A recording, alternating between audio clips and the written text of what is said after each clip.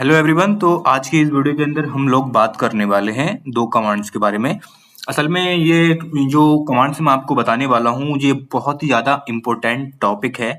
तो इस वीडियो को आप शुरू से लेकर लास्ट तक ज़रूर देखना। अगर आप एक डाटा एनालिस्ट की फील्ड में जाना चाहते हो या आप सीक्वल सीख रहे हो तो आपको ये कमांड आना बेहद ज़रूरी है। और इससे पहले मैं एक वीडियो और डाल चुका हूँ, वो दोनों वीडियो आपके लिए बेहद ज़रूरी है, क्योंकि अगर आप इस पे सीक्वल पे काम करना चाह रहे हो तो बिना उन कमांड के आप काम कर ही नहीं पाओगे। ठीक है, तो ये बहुत इंपॉर्टेंट टॉपिक, जो भी मैं वीडियो बना रहा हूँ सिर्फ इंपॉर्टेंट टॉपिक के बारे में बना रहा हूँ, जो यूजफुल हो आप उसको यूज करो, रियल लाइफ में रियल प्रोजेक्ट में आप उसको यूज करो, तो वही वीडियो मैं बना रहा हूँ। ठीक है, तो सबसे पहले मैंने एक पीपीटी बनाई हुई है। सबसे पहले हम बात करेंगे ज्वाइंस के बारे में कि ज्वाइन कितने टाइप्स के होते हैं और उनका काम क्या होता है, विद प्रैक्टिकल करके दिखाऊंगा। ठीक है, सबसे पहले हम यहाँ पर आपको एक पीडीएफ, यहाँ पर आप पीपीटी दिखा देते हैं। यहाँ पर आप देखो, सबसे पहला हमारा जो ज्वाइन होता है वो होता है इनर ज्वाइन।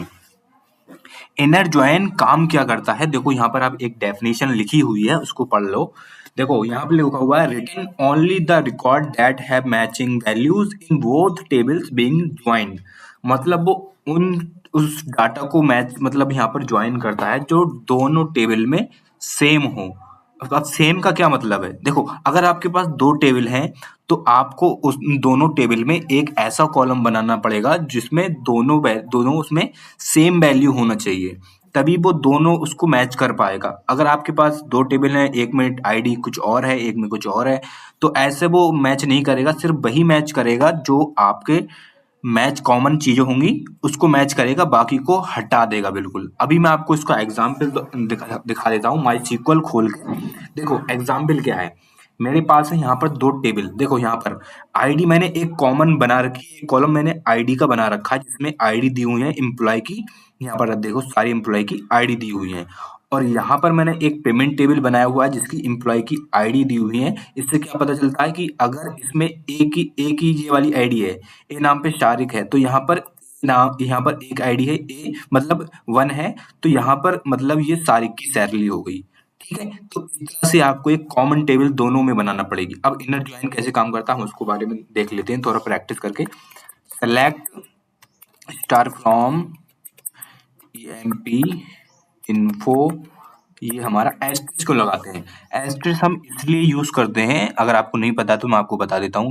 यहाँ पर कुछ लोग अभी नए नए भी होंगे, तो यहाँ पर एस्ट्रिस का यूज हम इसलिए करते हैं। देखो हमारा ये EMP_info ये बड़ा नाम हो गया। अगर हम इसको शॉर्ट में यूज करना चाहें तो यहाँ पर हम ई लगा सकते हैं। ये हमारा, अब जहाँ भी यूज करोगे तो ई का यूज करोगे आप। जैसे अभी यहाँ पर हम इनर यूज कर रहे हैं, इनर ज्वाइन का। तो इनर ज्वाइन, अब हम किसको जोड़ रहे हैं, टेबल को, पेमेंट मोड वाली टेबल को जोड़ रहे हैं। अब इसको भी हम छोटा नाम दे देते हैं पी नाम से, और अब यहाँ पर सॉरी पी, और यहाँ पर अब ऑन लगाएंगे। ठीक है, अब यहाँ पर हम क्या करेंगे, p.id इक्वल टू p.id, मतलब यहाँ पर एम्प्लॉय टेबल की आईडी ले लो और यहाँ पर पी टेबल की आईडी ले लो, मतलब इन दोनों को मैच करो। ठीक है, अब इसका रिजल्ट देखते हैं क्या रहता है। अब यहाँ पर आप देखो, जो 7 तक आईडी है हमारी, वो दोनों टेबल में मैच कर रही है। ठीक है, तो यहाँ पर आप देखो दोनों टेबल में मैच कर होना चाहिए। अगर आपके पास जैसे इस टेबल में 7 आईडी है और इस टेबल में भी 7 भी है और उससे ज्यादा भी है, तो जो पहली टेबल में यहाँ पर आईडी होंगी अगर कॉमन, तो वही मैच करेगा। अब यहाँ पर मैं आपको दिखाता हूँ इसमें कितनी टेबल है, मतलब यहाँ पर कितनी, देखो यहाँ पर है मतलब 9 तक यहाँ पर आईडी है हमारी, और इस वाली में कितनी तक है, इसमें है हमारी 7 तक। ठीक है, 7। तो यहाँ पर क्या कर रहा है, ये दोनों टेबल का क्या कर रहा है, जिसके पास जैसे इसके पास ज्यादा टेबल है, पहली बार जो पहले यहाँ पर टेबल है इसमें ज्यादा आईडीज हैं और इस वाले में कम आईडीज हैं, इस वाले पेमेंट मोड में। ठीक है, तो इस आईडी को वो प्रेफर कर रहा है और उसी टेबल को मैच कर रहा है। ठीक ठीक है, इन दोनों को मैच कर रहा है। तो ये काम करता है इनर ज्वाइन हमारा। अगर इन दोनों टेबल में सेम वैल्यूज मैच कर रही हैं, सिर्फ उन्हीं को रखता है, बाकी को हटा देता है। ठीक है, अब हम चलते हैं अगले ज्वाइंस के ऊपर कि अगला ज्वाइंस हमारा कौन सा है। ठीक है, तो सबसे हम पीपीटी खोल लेते हैं, उसके बाद आता है हमारा लेफ्ट ज्वाइन। लेफ्ट ज्वाइन क्या करता है, देखो यहाँ पर डेफिनेशन लिखी हुई है, definition return all record from the left table and match record from the right table, fill null value where no match exist. अब इसका मतलब क्या हुआ, और इसके नीचे आप सिंटैक्स भी देख सकते हो, ये हमें लिखना पड़ेगा। ठीक है, तो यहाँ पर इसका जो है हम देख लेते हैं डेफिनेशन। यहाँ पर ये बोल रहा है कि अगर आप लेफ्ट ज्वाइन लगाते हो तो आप जो लेफ्ट टेबल रखोगे उसकी सारी वैल्यूज ले लेगा वो, जितनी भी वैल्यूज उस टेबल में पड़ी हुई होंगी वो सारी वैल्यूज ले लेगा। ठीक है, और जो राइट हमारी टेबल होगी उसमें से लेफ्ट वाली में जो वैल्यू पड़ी हुई है उसकी सिर्फ जो मैचिंग कर रही है राइट टेबल की सिर्फ वही रखेगा, बाकी में नल वैल्यू फिल कर देगा। अभी हम इसको एग्जाम्पल के थ्रू भी समझ लेते हैं। ठीक है, एग्जाम्पल के थ्रू हम समझते हैं इसको। अभी यहाँ पर ले लेते हैं नया एक कॉलम ले लेते हैं, उसके बाद यहाँ पर हम देखो select from underscore ID as E left join payment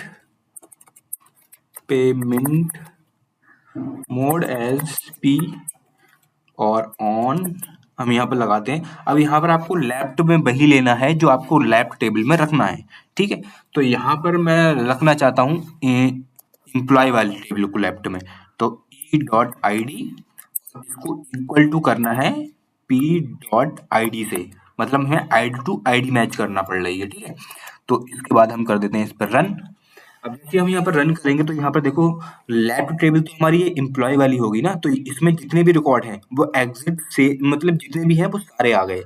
अब हमें यहाँ पर राइट वाली टेबल में देखो, राइट वाली टेबल में सारे रिकॉर्ड नहीं आ रहे हैं क्योंकि यहाँ पर राइट वाले में वही रिकॉर्ड आ रहे हैं जो लेफ्ट से मैच कर रहे हैं। देखो यहाँ से 7 मैच कर रहा है तो 7 आ गया, 3 4 5 जो मैच कर रहे हैं वो यहाँ पर आ गए, और यहाँ पर 11 10 जो मैच नहीं कर रहे हैं जो कि इसमें नहीं है उसमें नल वैल्यू ने फिल कर दी।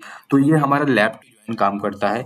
और अब आते हैं हम नेक्स्ट ज्वाइन पे। ठीक है, हमारा नेक्स्ट ज्वाइन कौन सा रहता है? नेक्स्ट ज्वाइन है हमारा राइट ज्वाइन।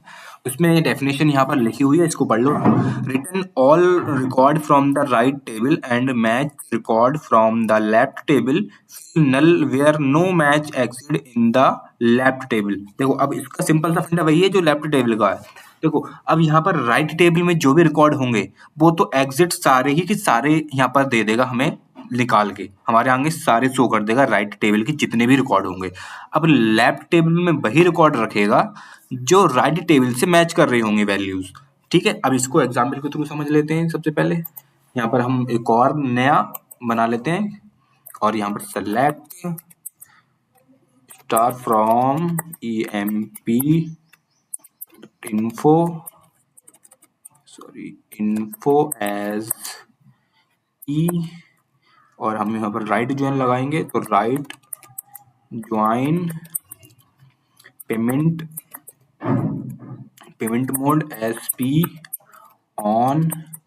अब हमें राइट में कौन सी टेबल रखना है हमें यहाँ पर डिफाइन करना पड़ेगा।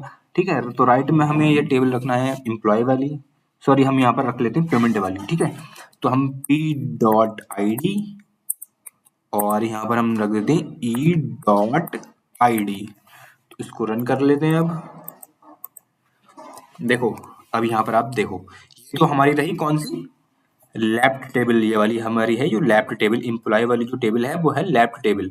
तो लेफ्ट टेबल में तो देखो यहाँ पर सारे रिकॉर्ड नहीं आ रहे हैं क्योंकि हमने यहाँ पर क्या लगाया है लेफ्ट राइट ज्वाइनर, राइट यहाँ पर राइट ज्वाइनर लगा हुआ है, तो राइट वाली टेबल पे यहाँ पर आ जाओ। अब तो राइट वाली टेबल के सारे रिकॉर्ड यहाँ पर ले रहा है। देखो 11 तक रिकॉर्ड है इसमें, देखो 11 रिकॉर्ड है यहाँ पर, 11 के 11 रह रहा, और यहाँ पर कितने हैं 9 रिकॉर्ड है। तो यहाँ पर आप जाते हैं, देखो यहाँ पर 9 तक वैल्यू नहीं आ रही है, सिर्फ 7 तक आ रही है क्योंकि इसमें 7 तक वैल्यू मैच कर रहा है राइट टेबल से।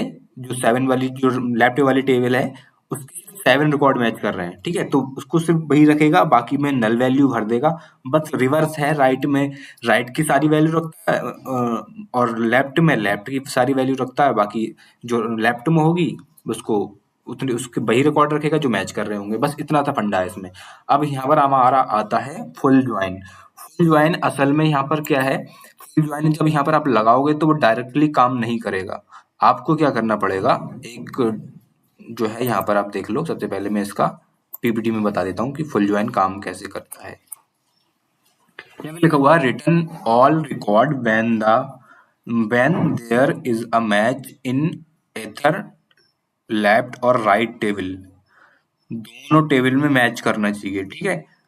और यहाँ पर दोनों टेबल में मैच करेगा और fill null where no match exist, अगर यहाँ पर जो वैल्यू मैच नहीं करेगी उसमें जो है यहाँ पर नल वैल्यू भर देगा। बस सिंपल सा यहाँ पर डेफिनेशन है इसकी।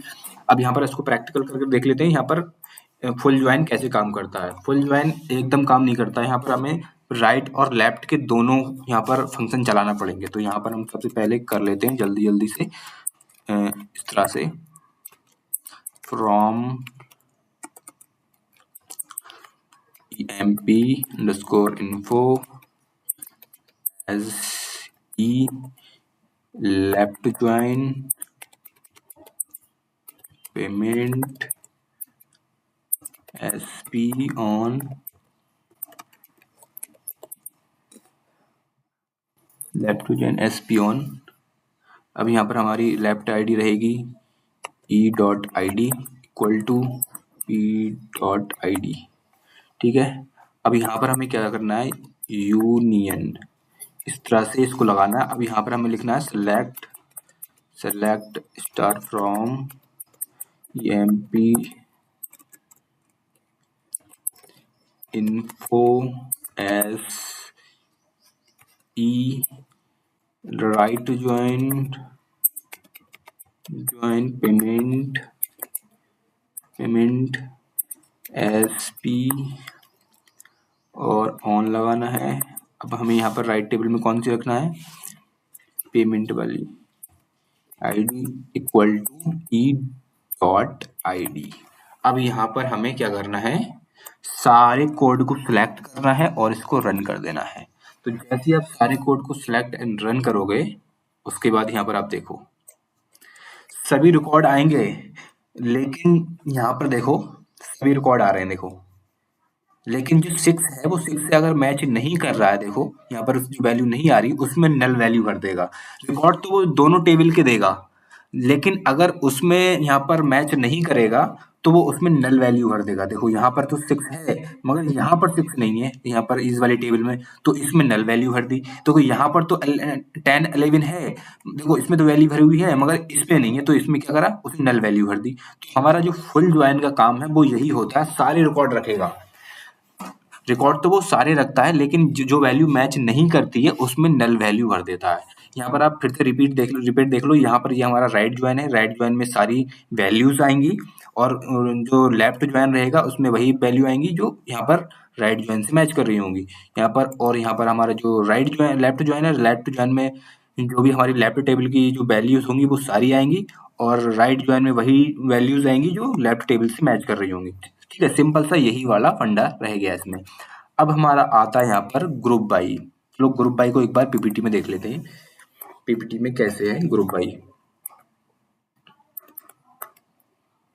Introduce to group by. Group by क्या करता है, देखो यहाँ पे लिखा हुआ group by, row that share the same value in specific column allowing aggregate function to be applied to each group for summarising and analysing common aggregation count row sum total values average max. देखो असल में यहाँ पर जो group by है वो सबसे ज्यादा एग्रीगेशन के काम में आता है, मतलब एग्रीगेट जो फंक्शन होते हैं वो यहाँ पर काम में आते हैं। मतलब क्या हुआ, सम, एवरेज, मिनिमम, मैक्सिमम, ये इन कामों को निकालने के लिए आता है। सबसे पहले अगर देखो हमारी ये वाली टेबल है, अगर हम चाहें तो इसमें रीजन लिखा हुआ है, रीजन वाइज सेल निकालना चाहते हैं कि कितनी इस रीजन में कितनी टोटल सेल हुई है, तो उसको हम निकाल के दिखा देते हैं आपको। सेलेक्ट, और यहाँ पर हमें क्या लिखना है, रीजन लिखना है, क्योंकि रीजन वाला हम ले रहे हैं ना, तो यहाँ पर हमें लिखना पड़ेगा रीजन सम करना है किसका, टोटल सेल का। तो टोटल सेल वाली जो यहाँ पर कॉलम है आपको इसको डालना है सम के अंदर। टोटल सेल्स हमारा ये नाम है, टोटल सेल्स नाम है, ठीक है। उसके बाद यहाँ पर हमें क्या करना है अभी समझो। उसके बाद देखो ये हमने जो कॉलम बनाया है टोटल सेल का, इसको हमें एक उसमें मतलब वेरिएबल में रखना पड़ेगा। तो एस्ट्रिक नाम से हम सेव करते हैं और उसको एक क्या करेंगे, एक नाम दे देंगे। जैसे हमारा यहाँ पर रखते हैं टी टी डॉट नहीं टी सेल रख लेते हैं, टी अंडरस्कोर सेल्स। ठीक है, उसके बाद हम यहाँ पर नेक्स्ट में आते हैं। नेक्स्ट में हमें क्या क्या लिखना है, यहाँ पर आप देखो फ्रॉम, हमें कौन सा यहाँ पर टेबल लेना है, तो TMP ये वाली हमें टेबल लेना है। और टेबल यहाँ पर आपको नेम लिख देना टेबल का। उसके बाद यहाँ पर आपको लिखना है ग्रुप बाई, ठीक है, GROUP ग्रुप बाई। हमें किससे ग्रुप बाई करना है, रीजन से करना है ग्रुप बाई। और यहाँ पर हमें ये वाला ये लगा देना है और इसको सिलेक्ट करना है। तो यहाँ पर हमारी टोटल, यहाँ पर देखो टी सेल्स आ गई। मैंने अभी बोला था ना यहाँ पर टी सेल्स है, तो यहाँ पर एक नया कॉलम बना देगा। तो यहाँ पर वेस्ट में देखो हमारी यहाँ पर सेल हुई है 12,36,000, और यहाँ पर नॉर्थ में 48,99,000, और यहाँ पर साउथ में हुई है 26,90,000। अगर हम इसका एवरेज देखना चाहें तो यहाँ पर सम की जगह ABC लगा दो बस, और यहाँ पर टोटल को सिलेक्ट कर लो, और यहाँ पर हमारा एवरेज निकल के आ जाएगा कि वेस्ट में एवरेज सेल कितनी है, नॉर्थ में कितनी है, और यहाँ पर साउथ में कितनी है। अगर यहाँ पर हमें लगाना है कि मिनिमम सेल कितनी हुई है, तो यहाँ पर मेन का फंक्शन आ जाएगा, और यहाँ पर टोटल को सिलेक्ट कर लो और यहाँ पर डाल दो। तो यहाँ पर मिनिमम सेल हमारी 81,000 की हुई है, नॉर्थ में हुई है यहाँ पर 2,08,000 की, और यहाँ पर साउथ में हुई है 26,90,000 की। तो इस तरह से आप मिनिमम और मैक्सिमम सेल यहाँ पर निकाल लेते हो। यहाँ पर ग्रुप बाई का यूज कर सकते हो। यहाँ पर ग्रुप बाई के और भी बहुत सारे यूज हैं, लेकिन इस वीडियो में मैं इतना ही रखता हूँ। और मतलब काफी लंबी वीडियोस हो जाएगी अगर मैं इसको, बहुत सारे फंक्शन यूज कर सकते हो ग्रुप बाई में। ये नहीं है मतलब यहाँ पर एग्रीगेशन ही कर सकते हो। ग्रुप बाई का बहुत सारा यूज है, तो मैं आपको एक एक करके बताऊंगा। मतलब एक ही वीडियो में सारा कुछ कवर नहीं कर सकता, इसमें बहुत सारा काम होता है ग्रुप बाई का। तो आज की वीडियो में मैं इतना ही रखता हूँ। अगले आने वाली वीडियो में मैं और भी आपको बताऊंगा कि ग्रुप बाई का और क्या यूज कर सकते हो आप। ठीक है, तो आज की वीडियो में इतना ही फिलहाल। तो आप बस इतना ही अभी प्रैक्टिस करो। जो भी मैंने आपको वीडियो बना के दी है, सबसे पहले उन वीडियो को देखो। मैंने बहुत सारा कुछ बताया हुआ है, जुपिटर के बारे में बताया हुआ है। मेरे चैनल पे जाके देखो, बहुत सारी वीडियोस पड़ी हुई हैं जो कि हेल्पफुल है डाटा एनालिस्ट के लिए, क्योंकि मैं वही वाला कोर्स कर रहा हूँ, डाटा एनालिस्ट, जो आपको बता रहा हूँ। जो भी मुझे बताया जाता है वो आपको मैं यहाँ पर यूट्यूब पे बता देता हूँ। बस इतना ही आज की वीडियो के अंदर। Bye bye.